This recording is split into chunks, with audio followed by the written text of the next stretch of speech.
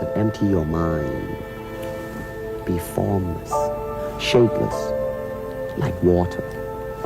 Now you put water into a cup, it becomes the cup. You put water into a bottle, it becomes the bottle. You put it in a teapot, it becomes the teapot. Now water can flow or it can crash. Be water, my friend. Martial art has a very, very deep meaning as far as my life is concerned, because as an actor, as a martial artist, as a human being, all these I have learned. Bruce Lee was one of the most influential and impactful figures in film history. He was known for his incredible power, being called a formidable opponent by Chuck Norris, and someone who always knew when you weren't ready by 𝒂𝒏𝒚𝒐𝒏𝒆𝒅. To some, it might be shocking then to discover that at his core, Bruce was an artist and philosopher dedicated to humanity. To me, at least the way that when I teach it, all type of knowledge ultimately means self-knowledge. So therefore, they're coming in to, and ask me to teach them not so much of how to defend themselves or how to do somebody in. Rather, they want to learn to express themselves through some movement, be it anger, be it determination, or whatsoever.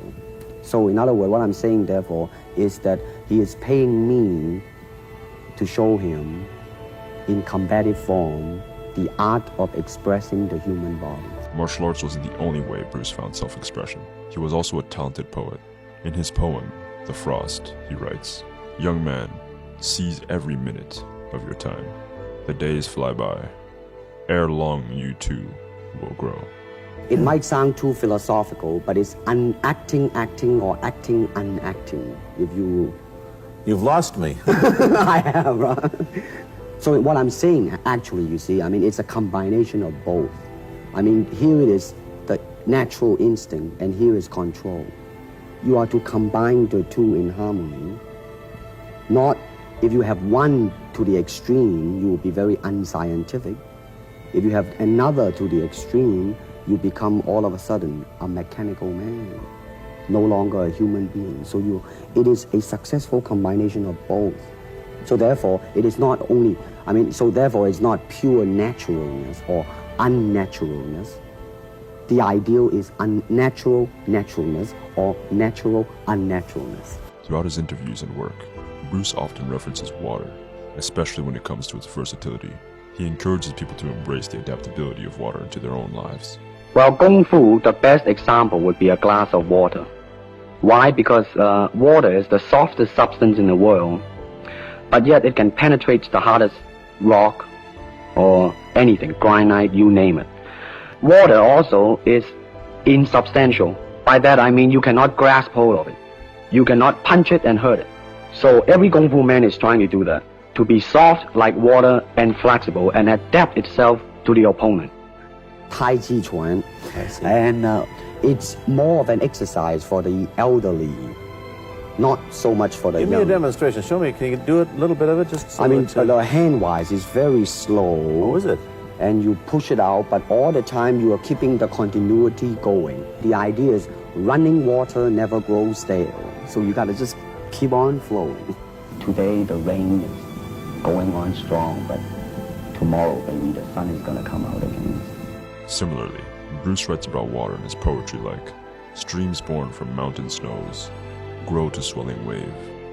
Caps of white like beats of heart are pulled within the wave. The wave from mountain peaks becomes hammer to sculpture rocks."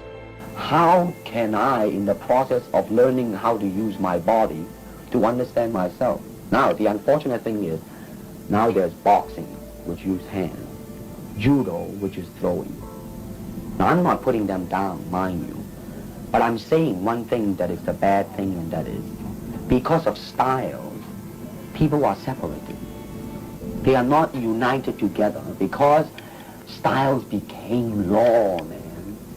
Just as Bruce references the oneness and humanity in his interviews, he reflects that message in his poem, The Parting. Let us take a lump of clay, wet it, pat it, and make an image of you and an image of me. Then smash them, crash them, and with a little water, knead them together. and out of the clay will remake an image of you and an image of me. Thus in my clay there's little of you, and in your clay there's little of me, and nothing will ever set us apart. Under the sky, under the heaven, man, there is but one family. It just so happened, man, that people are different.